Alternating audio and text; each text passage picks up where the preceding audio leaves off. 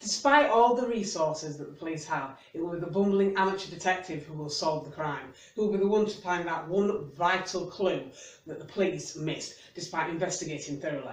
I'm not saying this reflects reality, however. These days in the real world, if you report a crime, you'll be lucky if the police even show up. You may have to auction off a family pet just to get a crime reference number.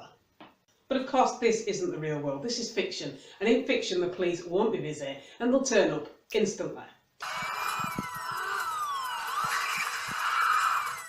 Which is fair enough, because 3 days of waiting for them to show up wouldn't really be that entertaining in the narrative weaving sense. And I want to make it clear here that I'm not referring to private detectives who will have varying degrees of expertise and or qualifications and therefore don't qualify as amateurs for the purposes of this video. No, the bumbling amateur is the person who had absolutely no involvement in the world of crime until they stumbled across one. Often they will be the person suspected of committing the crime and they will have to embark upon a quest to find the real culprit to clear their own name. Because if they don't, the police are going to pin it on them.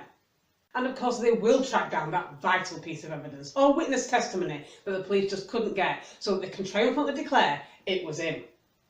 Thus fully exonerating themselves while the police stand around scratching their heads in amazement.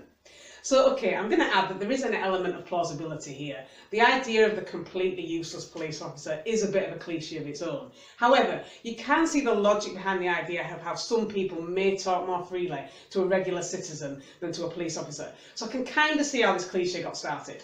But following this initial fluke though, at succeeding where the police failed, our accidental detective will go on to have constant involvement with crimes. Crimes that they solve every time despite not having any training or access to any of the technology, databases, forensics, equipment, etc. that the police have. But they still solve the crime first. Every time. They can't go anywhere without literally tripping over the corpses of those who died in mysterious circumstances. And despite the fact that they aren't professionals and they don't get paid for any of this investigating, they can't help but stick their noses in again and again. And as annoying as they will be to the police, in other words the people actually being paid to investigate, they will always solve the crime first. By the time the police get there, it's to find our accidental hero confronting the culprit righteously and keep the credits.